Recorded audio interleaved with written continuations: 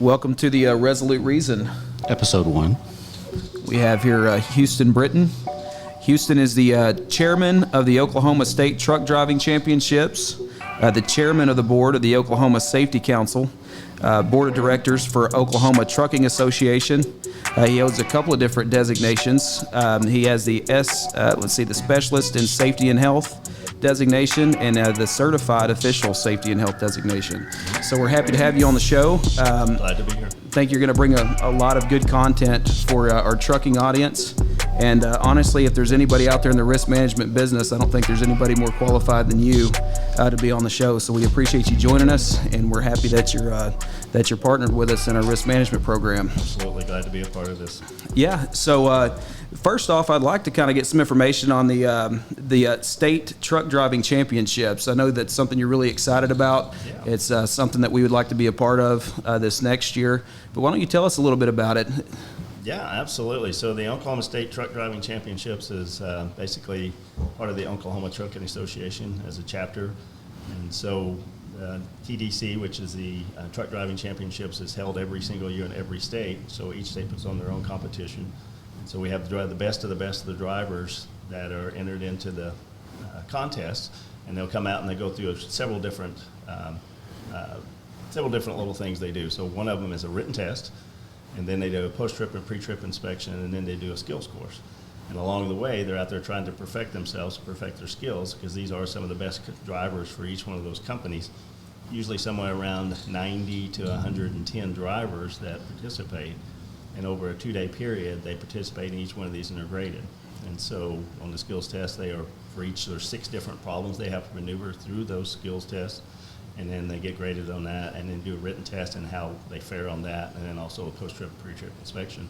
And then later that evening on the second day, we bring them all in that night after we've calculated all the scores. Then we award the top class winners, and there's 9 class winners.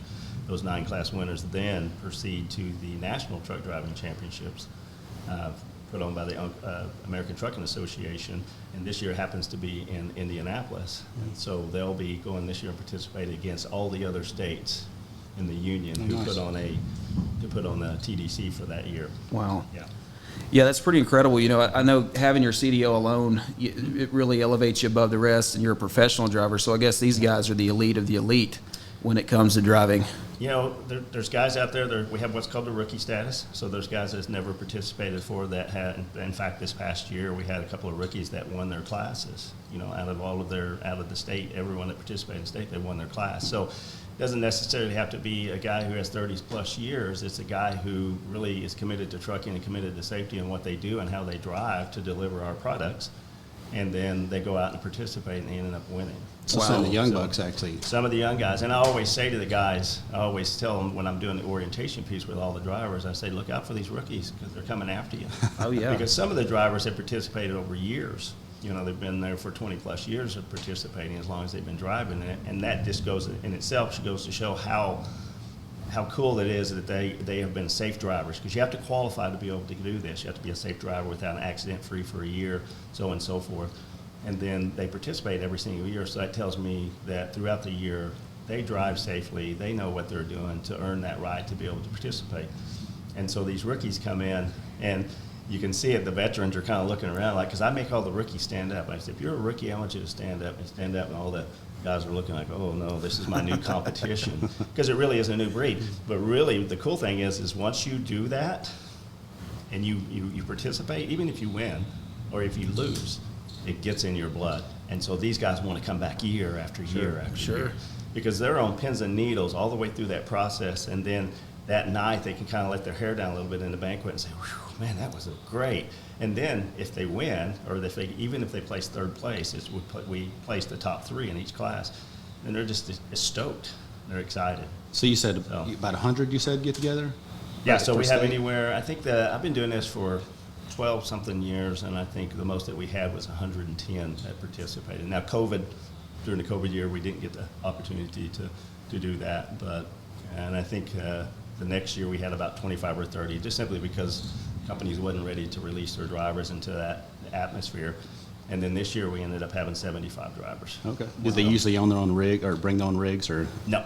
So Okay. what we do from that aspect is we go out to all the companies that are participating, and these are companies like FedEx, UPS, Yellow Freight, all of those, all the big guys, XPO, all of those guys, and they bring in equipment. So we have a committee set up, and each committee, there's a committee member for each piece of it. One is committee member for the equipment, one is for the banquet, one is for, the pre-trip and post-trips. One of them set up for all of our volunteers. And so they go out and they call the companies and say, hey, we need this tractor, we need this trailer, what can you donate? So those are all donated. So if a smaller company was interested in doing this, is that a pretty easy resource to find? Or? Yeah, they have to be a member of the Oklahoma Trucking Association to do that, or any state. So here in Arkansas, they could be a member of the Arkansas Trucking Association and then just get all the details from them, and they'll set up that, and then they can get them to where they can participate. Yeah, I know we have talked about going and watching that there in Oklahoma next time they have it. What, in May? Yeah, and so it'll be in June of next okay. year, and we'd love to have you guys come out and visit. Yeah, I'll show that'd be you around the blessed. course and just walk through the whole 3-day process and kind of how it works. Sure, It's awesome. really cool, and the drivers love it, and it promotes, the biggest thing, guys, is it promotes safety. It's some of the things Exactly. we'll talk about here today is a good safety program, a good drivers, and that starts with the driver. They're your frontline individuals that are out there on the road driving. And so you want to make sure you have the best of the best out there that you can and have them be safe when they're That's driving. Well, one thing I'd like to talk about too a little bit is kind of what you've done for the trucking industry as a whole. I know we had talked previously about what you had done in terms of writing letters to Congress. If you could kind of go into that a little bit, I think it'd be nice to share Yeah. what you've been doing. Yeah, some of the things we'll talk about today is CSA scores, our scorecards. And so back in 2009, 2010, right when they were, during the time that they were forming this particular program, I wrote letters to Congress and to our representatives and our state representatives talking about that whole program and what they were doing. And it wasn't that I thought it was wrong, it was just the method they were doing, and I needed to make it fair for every trucking company out there. And so some of the things, when you get into CSA, you talk about peer groups and where a trucking company lands into the peer group, and is it fair that a larger company can perform poorly, but as a smaller company, you're going to pay for it, but you're in the wrong peer group. So they instituted CSA in December 30th of 2010 is when it became official. Prior to that, they were doing pilot tests, and once they did that, then it opened it up for there's some interpretation and some things that needed to be addressed. And over the years, we've been able to work with the ATA and other companies and be able to get some of those things rectified. And That's great. And so it's just a matter as a safety individual to look at what's fair and what's not fair, and because these guys are held, carriers are held accountable for the Department of Transportation. They're one of the most highly regulated industries there are. Mm-hmm. Yet that industry is the one that's pulling everything that we own. This microphone, we have these headphones and all, they all got to you via truck. Sure. And so they're highly regulated. And so I've just been trying to help, balance it out to where it's fair for everyone. That's great. Yeah, and if this is something, if trucking companies are concerned with insurance rates and the longevity of their company, the things we're going to talk about today, in my mind, are some of the most important things that they need to be taken note of that maybe a new trucker may not know anything about. So we're excited to bring this information to the trucking community, and we appreciate you for doing this. Absolutely. So to get started, why don't you tell me a little bit about SMS scores? So that's a safety metric system, and so that's basically information that's obtained through roadside inspections that are then put into a formula or into what we're going to get into in a little bit called CSA scores. So that's kind of a system. It's SMS is basically, if you think of what's called a safer snapshot, and for those that are listening to us, they'll know what that is. So you go into the safer snapshot, and that tells us where the company's from, how long they've been in business, what the kind of freight that they're pulling. It also tells how many drivers they have, how many miles they went over the past year. Those are updated periodically. And most importantly, if they have a satisfactory or conditional or unsatisfactory rating. And so this is all important. And then there's a portion of that, you click on it, goes into what's called the SMS scores. And basically it gives us a breakdown of their current scorecard and what that means to them and what it means to the carrier. And this can heavily affect insurance rates. Absolutely, Yeah. absolutely. Everything that we're talking about today can, in the end, two things. How safe are you as a carrier? And everything that you do is recorded, which then reflects on what you're going to pay for your insurance premiums. And it also reflects the fact that there are customers that you may pull for, a carrier may pull for, that they're looking to do a job for, pull a load for, and if they go and look at their SMS scores or their CSA scores, and they're not producing well, then they're not going to get the load. Sure. And so it bears weight on all of that. Wow. So that's why it's important that, as we talk about some of this today, that you know what your CSA scores are, you know how you get them, you know how you correct them, you know how you can control it. Sure. So essentially what you're saying is not only does SMS scores determine profitability of a business because it can determine whether you can or can't carry certain loads, it also determines, it affects the cost, especially the insurance cost in particular. Absolutely. There are a lot of carriers that look and they'll look at your scores, and if you're not performing well, then they'll decide they're going to decline, they don't want to write you. Sure, it could be a time bomb waiting to happen. Yeah, or if they do, then you're going to pay. You're Gotcha. going to pay a lot of money. So think of it as a finance company. If you got good credit, you're probably going to get a good rate. You got bad credit, you're going to get a bad rate. Yeah, it makes That's a sense. great way of putting it. That makes sense. So one thing we've heard you talk about a little bit was you were speaking to us about the acronym BASIC, and I was just wondering if you could kind of tell us what that stands for. So it's a behavioral analysis safety management compliant. I know I probably got it wrong. It's been a long time since I looked at it, but it's basically the behavior of the trucking carrier, or the carrier and the driver, and it puts it into 7 different basics. Okay. And in those basics, they are anywhere from hours of service to unsafe driving, to maintenance, to drug and alcohol, to hazmat if you're a hazmat carrier, in your crash indicators, and driver fitness. And so in each one of those basics, when you get a roadside inspection, and we'll go into a little bit more of that later, but when you get a roadside inspection and you get a violation, there are points associated with those violations that, depending on which one of those violations, if one of them is for hours of service or unsafe driving, they go into that bucket, and then then they start accumulating. And then when those accumulate, then it can cause your score to go up, and there's ways of controlling that, and there's ways of getting it to come down. And the last thing you want is for each one of the basics, there's a threshold. And for instance, unsafe driving, the threshold is 65%. So whatever peer group you fall into, if you're accumulating a lot of points and your percentage goes up above 65%, then you automatically are flagged. You're flagged by the DOT. And the DOT, when you're flagged, that's room for what we call intervention. And in that intervention, they will come in and they'll do an audit on you, and they'll take a look at what's going on. So about how long does it take to remediate a poor score? It depends. So I'll give you an example. So if I'm a new carrier and I just got 3 trucks and I'm driving down the road and I get a roadside inspection, it's a level 1 inspection. Level 1 inspection, there's a reason why it's level 1, level 2, and level 3. Level 1 is your most extensive. So they're going to go through, they're going to look at your license, they're going to look at your e-logs, they're going to look at your truck, they're going to crawl underneath, they're going to look at your brakes, they're going to look at everything. Let's just say hypothetically they find something wrong with the brakes and the brakes are out of adjustment or so on and so forth. Then they're going to write you, on that inspection, they're going to give you an inspection that shows that those are out of whack. And so if let's just say it's August right now, and we're still in July, I guess, so it's July. So if I have 3 trucks as a new carrier and all 3 trucks go out and get an inspection or level 1 and they fail it, they just accumulated all those points depending on what they got caught for and what they're not doing right. So then for a fleet that size, your basic score is going to go up pretty fast, right? Take a larger company that has 300 or 400 trucks, they're able to absorb more of those inspections because they have more of a fleet. But for a smaller fleet, you're going to accumulate very fast. In order for that to come down, I always say, and this may be politically incorrect, but these scores are with you for 24 months as a carrier. So for 24 months, you have all of those scores. Now, they vary in weight. They start out the highest weight as possible, and then over 6 months, they'll drop a little, and 6 months, they'll drop a little, and after 2 years, As long as they stay clean. They'll fall off. So the key is if you put on these 3 drivers go out and get violations today, don't put any more on. So you got to stop the bleeding. I always say you have to stop the bleeding and allow those to mature and fall off, and then your score will come down. So essentially the best way to correct it is just to move forward more cleanly. Move forward more cleanly, put policies and procedures in place that'll help hold your drivers accountable.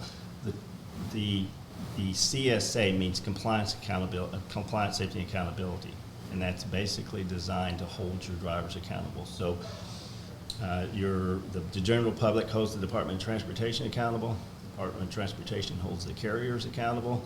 The carriers hold their drivers accountable, and then the drivers should be holding themselves accountable, because it also affects their ability to be hired by another company if they're not doing what they're supposed to as a driver. Sure. I know you had mentioned a few minutes ago, it's essentially it's up to the driver. It starts with the driver.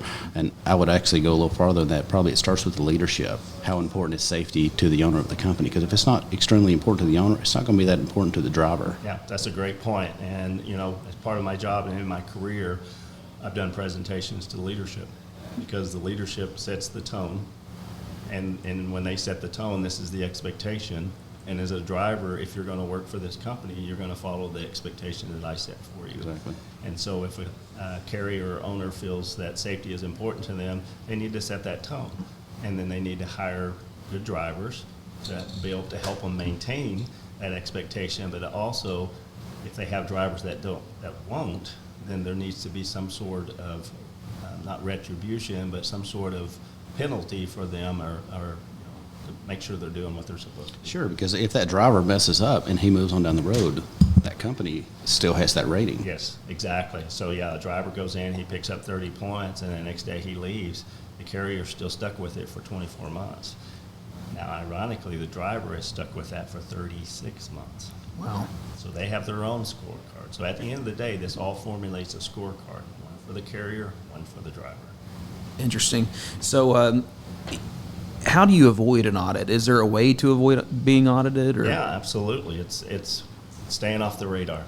So if you have bad CSA scores, and this is how it works on the CSA scores, and I'll go into a little bit more depth. So if I'm driving down the road and I have a light out on my truck, okay, I just invited a highway patrol to pull me over simply because I have a light out, okay? And if he sees it, it behooves him to do it, because if something happens, that truck goes down the road and has an accident, it's because they couldn't see him because of the lights, and the officer's going to say to himself, well, I allowed that to happen. So you can't blame the officers for pulling you over, because they're doing their job. So they pull them over, they get them for the light out, and basically when that happens, they just accumulated some points, okay?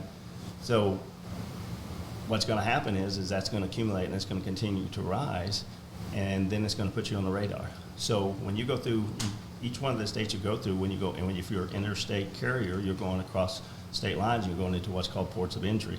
When you go into ports of entry, they're going to read your DOT number, they're going to pull it up, and they're going to see, well, how's these guys doing?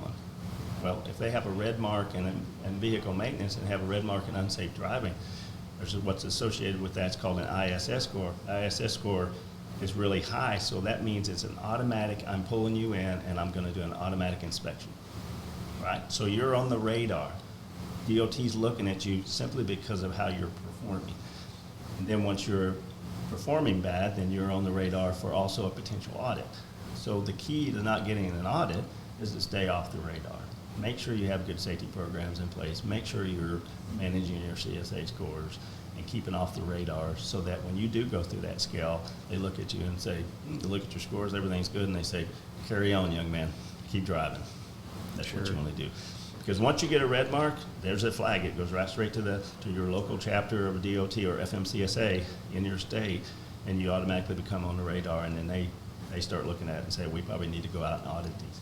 Now, here's the other thing to keep in mind for new companies that have 3 or 4 trucks that just started. You got your DOT number, you don't have a rating yet, and we'll talk more about those in just a minute. You're basically new. So you haven't had the DOT come out and really look at what's going on with you. Well, there's a lot of times the DOT it'll be a long time before they come out and see you, because they just don't have time to do it. But if you start getting on the radar with your CSA scores, they're going to come and intervene. They're going to want to know what you're doing and whether you're worthy enough to stay in business or not. Sure. So one thing I'd kind of like to talk about, and we mentioned new ventures here, is DQ files, or driver qualification files.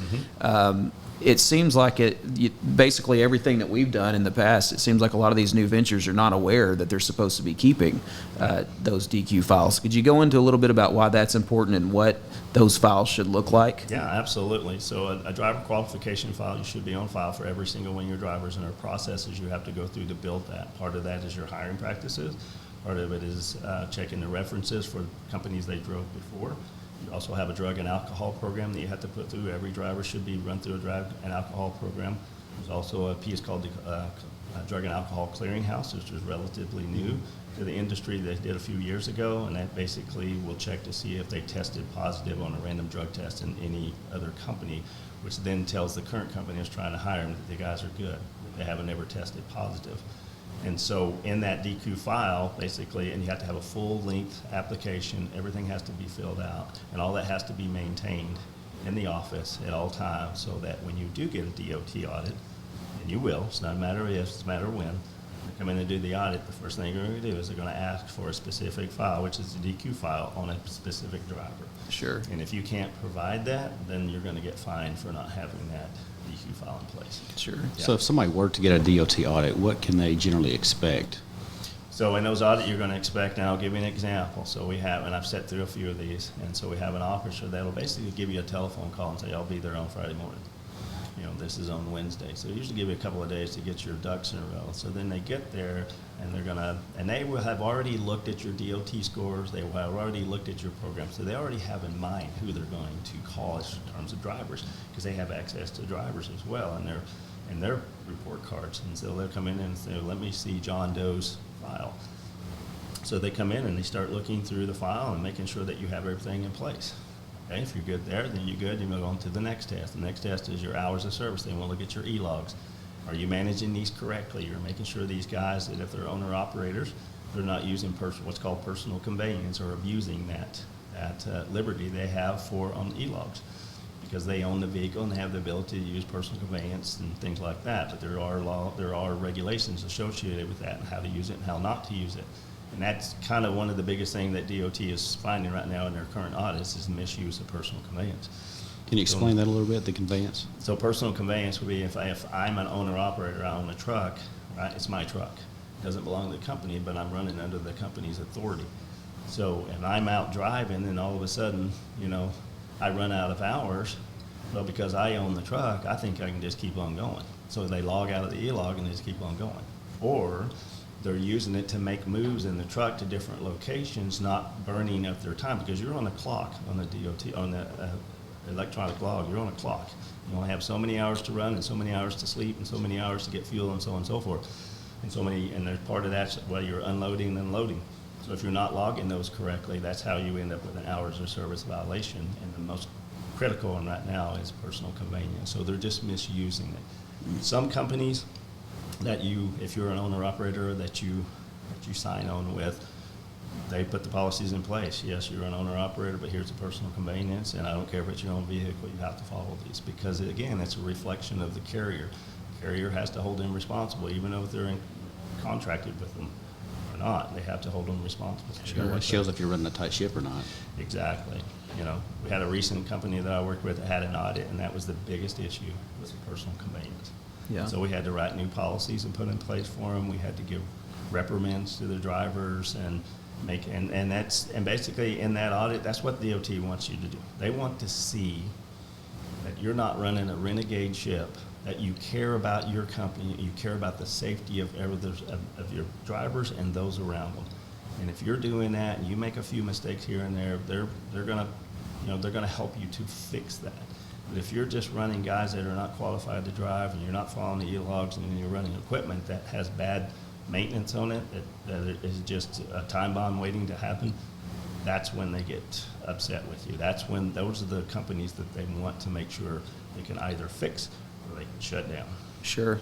So what's the long-term effect of a good safety program? Somebody doing business with you, if they sign up for your services, any of our new clients, of course, we've set them up with you because we understand the importance of good risk management. But what could somebody expect long-term from having those safety programs in place? Great question. Long-term safety program, that's a really good program. It kind of separates you from a lot of other companies. First of all, if I'm a good, safe driver and I want to go to work for a company that has a good, safe program, I'm going to be looking, I'm going to do my research, and they're going to look at the CSA scores, they're going to see what you're doing, and they're going to want to make sure that you care about your equipment. Because if I'm a driver going to work for a company, I want to get in a good piece of equipment. I don't want something that's going to be breaking down all the time, and if I need tires, I need my tires replaced. I don't need to be running on tires that's going to cause me to get points when I get pulled over, let alone the carrier. So that's having a good long-term program for perception is one thing. The other thing is the DOT. DOT is always going to be looking at you, so you'll make sure you have those good safety programs. But in the world we live in today, everything's about money, and in trucking, you're making pennies on the dollar. So how you save money is having good safety programs so that when you get your insurance premiums, the underwriters are looking at those, and they're also saying, hey, this is a great program. They have safety manuals in place, they have policies and procedures in place, they have disciplinary items in place, and so if you're taking care of those things, then that long-term safety program is going to help you save money in the long run. Sure. I know some of our brokers, that's one of the main questions they ask, what kind of safety program do they have in place? And if the client doesn't have much of an answer, then they may take a second look at it, That's especially exactly the right. more competitive markets. Right.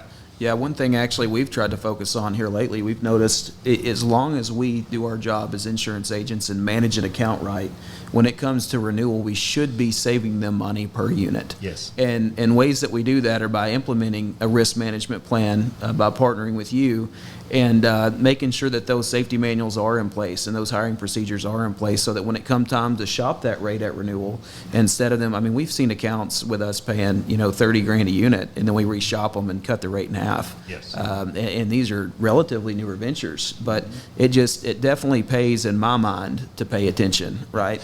And most of the time, I'll just elaborate on it a little bit more. A lot of people say, well, it costs money to do a safety program.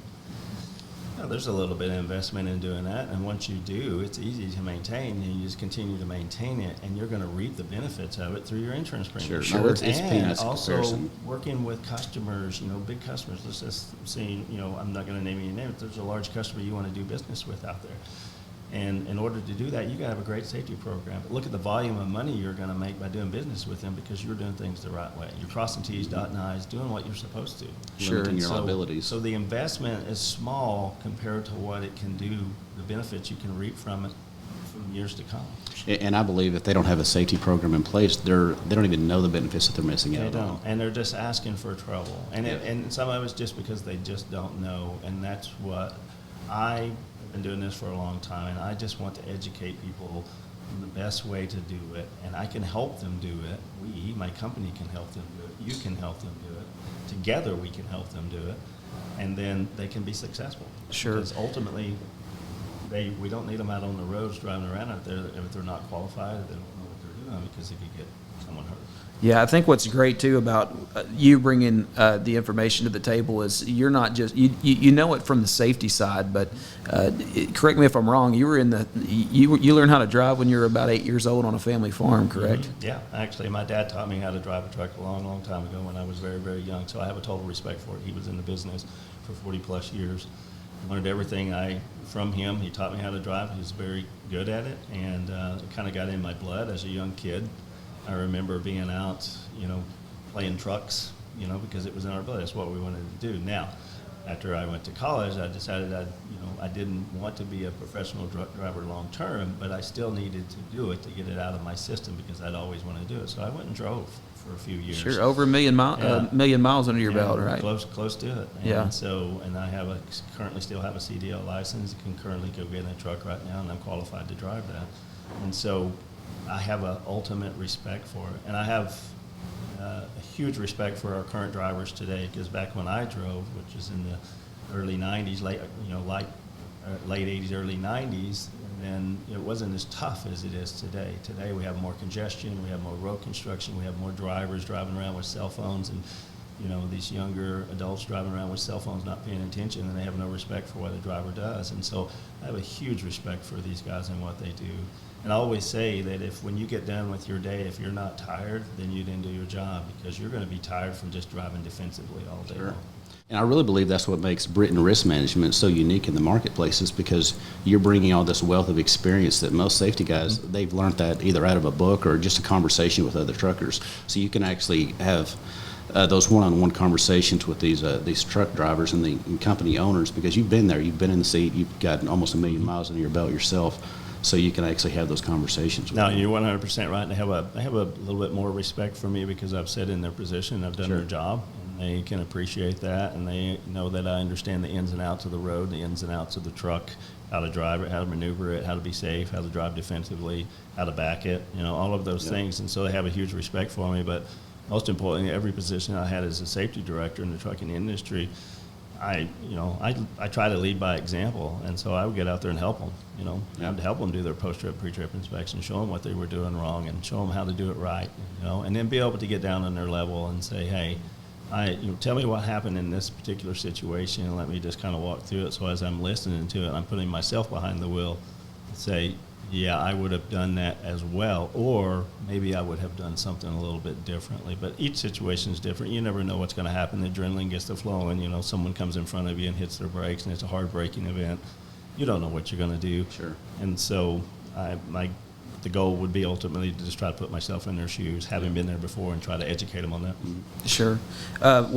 Going back to these CSA scores, so to my understanding, if you're not paying attention to these scores, you could essentially put yourself out of business, correct? Absolutely. Yeah, if you're not paying attention to them and all of a sudden you go, and this is a fine example, I have a client that went to get a load, and basically the broker said, carrier or this particular shipper doesn't want to use you because your CSA scores are you have an alert. And so they didn't know that because it really wasn't paying attention to it. So it behooves any safety director or any owner of a company, even a small fleet, 2 to 3 trucks, even one truck, to really pay attention and understand what that is and to keep an eye on it and to know that every single roadside inspection you get, number one, it has to go back to the state. So as a driver gets a piece of paper that shows these regulations on it, they should be bringing that to you as an owner. You're looking at it, correcting the situation, disciplinary wherever needed, or educating the driver on how to fix this. And then if it's a problem with the carrier and they're not maintaining the trucks correctly or putting the right tires on it, then it falls on them as well. And then at that point, you sign off on that you got the repairs taken care of, and you send it back to the state. Once the state receives it, they show that, hey, they're doing their job, they're doing what they're supposed to. But in the mind of the leader should be saying, how do I prevent this from happening? And I've got to stop the bleeding. And so those are important. Each one of those stops are important. And if you get pulled over and you get no violations whatsoever, those are great. That's what you need. That actually helps your score in the long run. And the more of those you get them. And I would even go to the extent in my past, we've had drivers that get clean inspections, they get rewarded for it. $25 here, $35, Sure. $50 for depending on the level of inspection, and you reward them for it because they now have skin in the game. Sure. They're getting paid for that, right? And so everybody wins from that. So your clients, do they typically get themselves in situations like this and then call you? Or do you see that some people are calling you right out of the gate just because they don't want to be in this type of situation? Well, what we would want to happen is if you're starting a new company and it's a new venture, you want to make sure you're crossing T's and dotting I's from the very beginning. Sure. So as I said, with a small fleet, 1 or 2 inspections, you're going to be out there, and your scores are going to start and continue to rise. So if you start that program prior to that or a part of the process of opening up the company and moving forward, you're better off. Sometimes if you wait until the very end and it's too late and you get caught and then something's wrong, then it's hard to correct those. It's hard to correct CSA score for something that's already happened. You can't take off. You have to live with it. All you can do, as I've mentioned before, is stop the bleeding to keep it from continuing to rise. Well, if you're going to be in trucking very long, you need to do it right the first time. I saw a saying the other day. It says, if you're not going to do it right, when are you going to have time to do it again? Right. And it's a relatively easy process to manage all of this. You just have to put stuff in place, and especially for small fleets. But as you continue to grow and you want to add more trucks, it pays to have a good safety program, good hiring processes in place, and making sure you're doing the right things for you so you can obtain that potential growth, but more importantly, have more customers want to do business with you, insurance carriers that want to write insurance with you, and all of this pays off. All of Sure. it pays off. Yeah, we've actually seen in the past where people aren't paying attention to this sort of thing. It's almost unrealistic to even find them insurance. And then when you do, the cost is so expensive. Yeah. You tend to wonder how they're going to stay in business. I mean, you hate even giving them the price, but it's the only one that you can get, essentially. There's only a couple of places where you can write that type of business that aren't paying attention to safety. So it behooves, in my opinion, these company owners to really pay attention to that piece. Absolutely, because it ultimately ends up in your rating, and we can talk some about that in just a little bit too, but you have a specific rating that you're rated. It's not good. Sure. Can't do business. And what's that rating called? So you have 3 different ratings. You have a satisfactory rating, you have a conditional rating, you have an unsatisfactory rating. Well, all of these are a result of an audit. So if you get audited and they come in and they find a lot of these things, like you're not doing DQ files, you're not managing your hours of service, you're not maintaining your fleet, you're not using the correct process to hire your drivers, you don't have a drug and alcohol program in place. And for most carriers, and I want them to know that if you're driving and you have drivers working for you, they have to be on a random drug test program according to FMCSA. If you don't have those in place, then DOT is going to see that and they're going to say, you're not doing what you're supposed to be in this industry, so we're going to give you a conditional rating and you have so many days to get this corrected. Now, if they go into a company and it's just absolutely horrible and they don't see that there's any room for them to fix it, then they would drop them down to unsatisfactory rating, which means basically they would be shut down. And some carriers won't even look at you if you have a conditional rating as well. Right, even from an insurance perspective. So if you're a carrier that has a conditional rating and it's time for renewal, a lot of the underwriters will see that and they'll say, well, I don't want to do business with someone that has a conditional rating because that means I'm taking on more of a risk if they're not doing the right things. And so same thing with customers. Customers won't do business with those in a conditional rating. They want a carrier that's going to ship their product safely. So if somebody had a conditional rating, what time frame is it typically if they were to call you for your services? Is there a certain time frame on what you can help them with that? Or So it would depend on the audit itself. So the one thing I would ask for is a copy of the audit so I could walk through and see exactly what the specific reasons were they have a conditional rating, whether it be that they're out of compliance on their hours of service, or if they got some maintenance issues or personal conveyance or anything like that. And so I would evaluate it and then take just make sure that we have all the current policies and everything in place to correct those. And then in the conditional rating, you have a little bit of time to show the DOT that you're doing the right things, that you changed your culture. Sure. So that you didn't have an hours of service disciplinary procedure in place, and now that you do and that you're using it. Or they're not using personal conveyance anymore, because what they're going to do is they're going to come back to the door and they're going to recheck you. They're going to go over all of those things that you did wrong and then make sure you're doing it right. And if you're doing it satisfactory, hence satisfactory rating, then they will grant you a satisfactory rating back to satisfactory rating status, which will get you back to where you need to be. Now, if it's unsatisfactory, it's a little bit harder process. There's a little bit more time involved in trying to get you back to where you need. So depending on the severity of what they find will determine on what rating they give you at the time.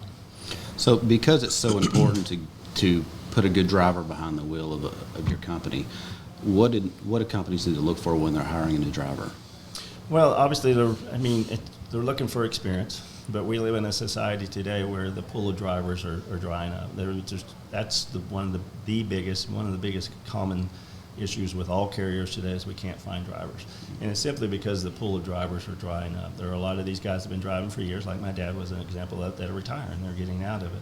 But there's not a line or a pool of drivers sitting there waiting to get back into this business or into the business. A lot of that has to do with their age. They come out of high school. You have to be 21 to get a CDL license. Well, by the time you get 21, they've already picked up another trade or something else, so they no longer want to drive a truck, which is why you're starting to see some of the states and the CSA look at doing intrastate training, where they've got these kids that are, 18, 19, 20 years old, that they're starting to put into programs to train them to be good truck drivers, and then when they turn 21, they can go interstate.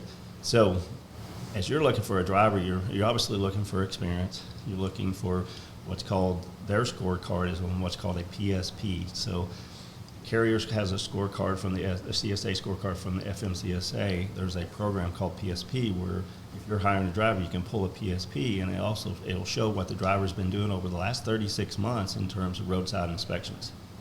Okay, so if they're unsafe driving and they're speeding, it's going to show up on that. So that's an indicator as someone hiring someone, a good qualified driver, and I see, for instance, if it was me and I see that they've had multiple speed violations, I'm probably not going to hire that driver because that's a risk.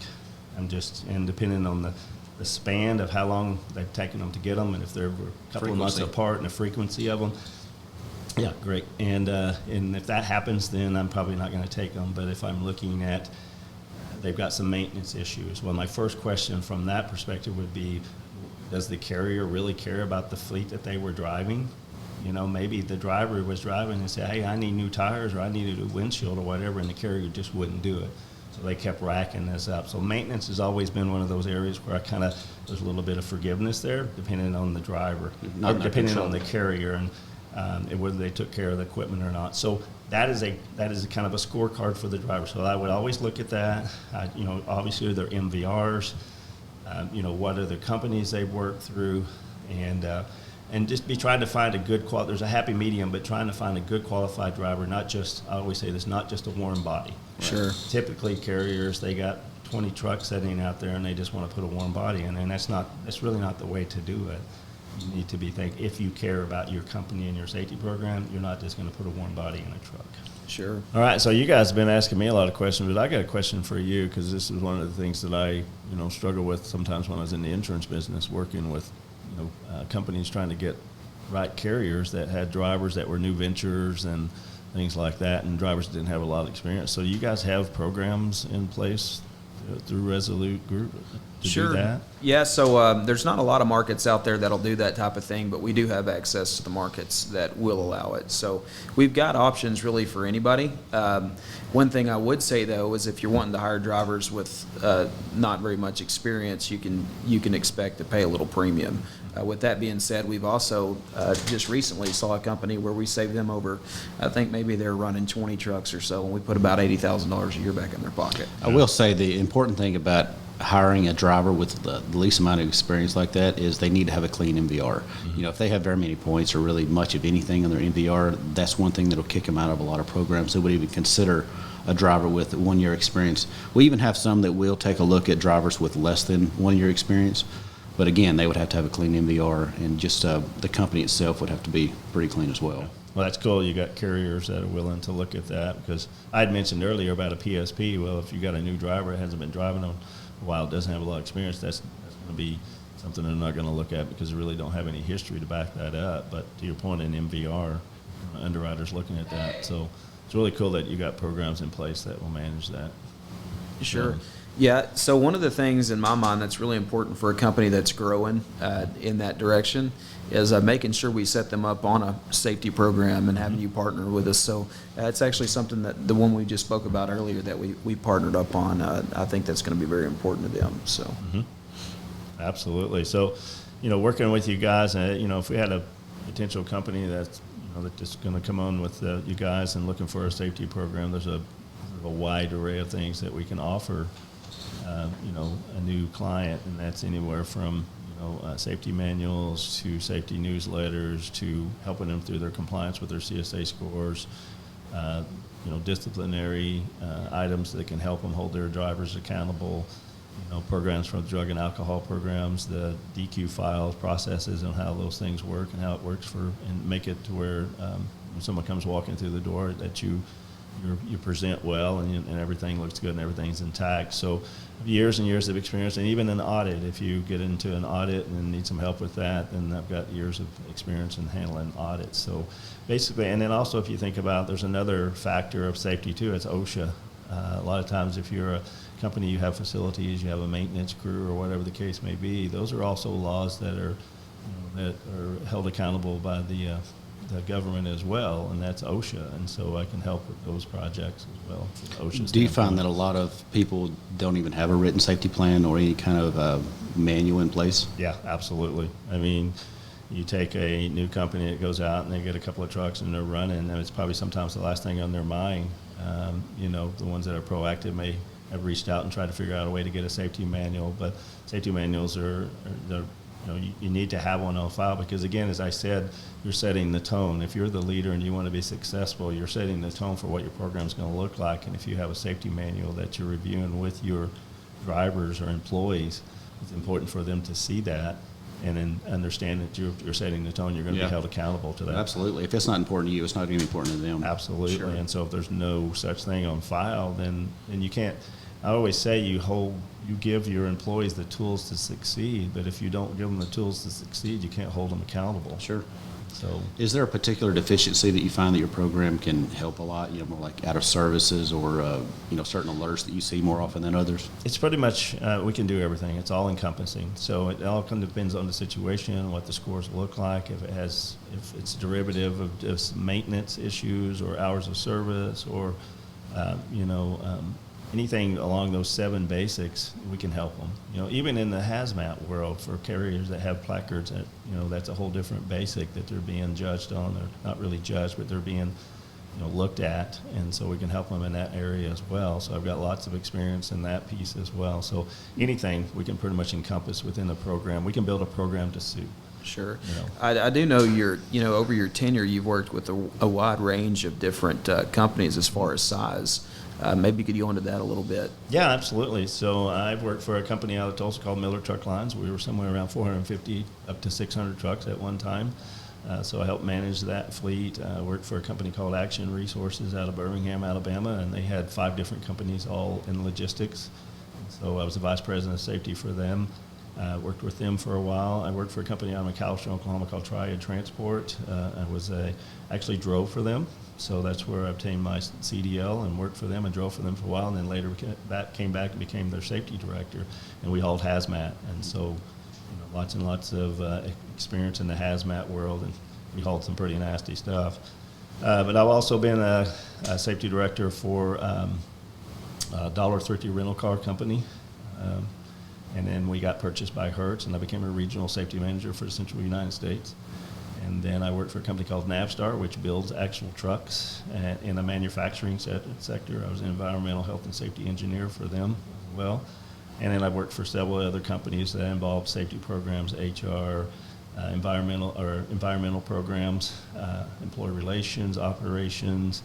I've been a dispatcher. I've done a lot of different things in my career from different industries, which incorporates into my experience and knowledge is to be able to help pretty much any company when it comes to I always think of my company as if I was a COO of a company, a COO basically touches and feels everything within the operation, within everything in the company, from risk management to safety to operations to finance and so on and so forth. So I bring that to the table as if I was a COO and I walked in your company, I could help you with all aspects of corporate business. That's awesome. So where could somebody find you? So I have my website, so it's Brittain Risk Management or BrittainRisk.com.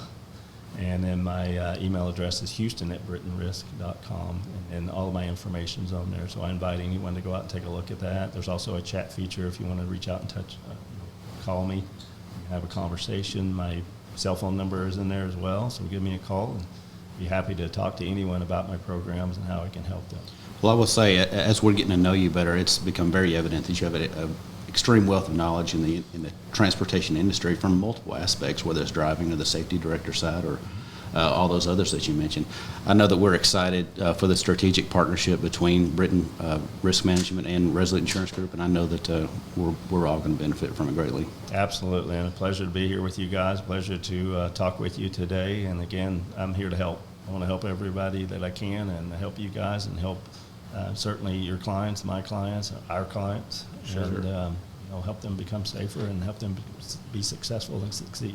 Yeah, that's what I like about this podcast. I think there's a lot of great information that we're bringing to the table here, and we appreciate you for doing that for us. And again, if anybody wants to check us out, ResoluteGRP.com, social media, YouTube, Facebook, TikTok, however you use social media, you can probably find us there. So Absolutely. great. We appreciate it. Yeah, thanks. All right, great talking to you, gentlemen. Yeah.